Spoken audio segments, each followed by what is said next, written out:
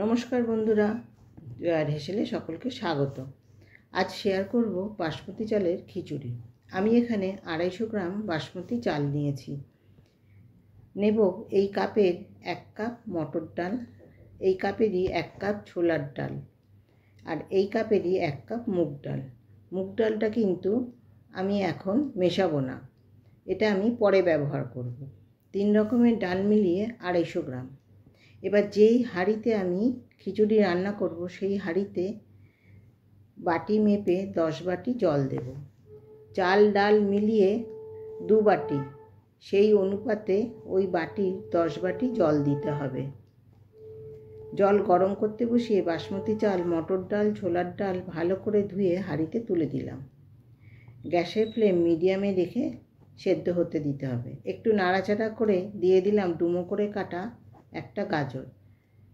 বেশ কিছুক্ষণ সেদ্ধ হয়ে যাওয়ার পর এবার দেখে নেব চাল ডাল সেদ্ধ হয়েছে কিনা। এখন চাল ডাল আমার খুব ভালোভাবে সেদ্ধ হয়ে যায়নি, অল্প সেদ্ধ হয়েছে। এই মতো অবস্থায় আমি মুগ ডাল ভেজে ধুয়ে রেখেছিলাম, সেটা তুলে দিলাম।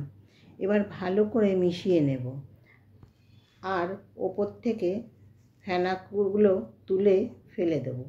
3 রকমের ডাল দিয়ে করলে মুগ ডাল কিন্তু শেষে দিতে হবে, তা না হলে গলে যাবে, তাতে খেতে ভালো লাগবে না। এবার দিলাম 7 থেকে 8টা চেরা কাঁচা লঙ্কা। চাল ডাল আরও কিছুক্ষণ সেদ্ধ হতে দিতে হবে, ততক্ষণ আমি মশলা রেডি করে নেব। কড়াইতে দিলাম 6 চামচ সর্ষের তেল। তেল গরম হলে দিলাম সাদা জিরে, 3 থেকে 4টে শুকনো লঙ্কা, 2টো তেজপাতা, দিলাম 1/2 চামচ পরিমাণে লবণ, 1/2 চামচ পরিমাণে হলুদ। একটু নাড়াচাড়া করে নিলাম। তারপরে দিলাম 1 চামচ আদা বাটা, 4 টুকরো করে কাটা একটা টমেটো।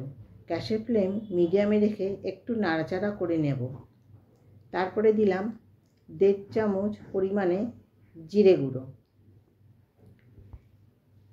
এবার সব কিছু ভালো করে কষাতে হবে। গ্যাসের ফ্লেম কিন্তু মিডিয়ামেই রাখতে হবে।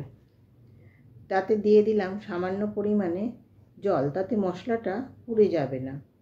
এবার ভালো করে কষাতে হবে যতক্ষণ না টমেটো নরম হচ্ছে আর মশলা থেকে তেল ছাড়ছে।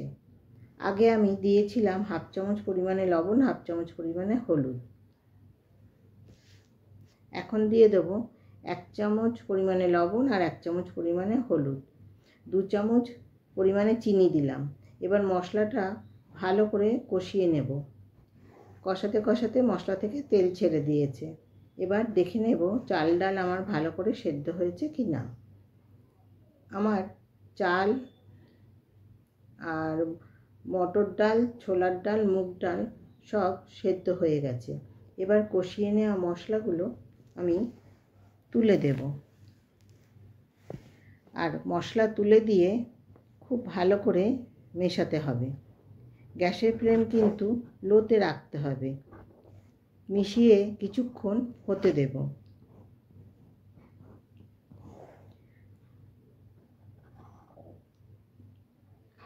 ভালো করে নাড়াচাড়া করে নিতে হবে মাঝে মাঝে, যাতে তলায় না বসে যায়। এবার দিয়ে দিলাম ওপর থেকে 1 চামচ ঘরে তৈরি ভাজা মশলা, আর দেব 2 চামচ পরিমাণে ঘি। এবার গ্যাস বন্ধ করে ঢাকা দিয়ে কিছুক্ষণ রেখে দেব। তারপরে পরিবেশন করে দেব। আজকের রেসিপি কেমন লাগলো অবশ্যই জানাবেন। ভালো লাগলে একটা লাইক দিয়ে দেবেন। পুরনো বন্ধুদের জানাই অসংখ্য ধন্যবাদ, আর নতুন বন্ধুদের জন্য রইল স্বাগত। সবাই ভালো থাকবেন, সুস্থ থাকবেন, সাবধানে থাকবেন। ফিরে আসব নতুন কোনো ভিডিও নিয়ে।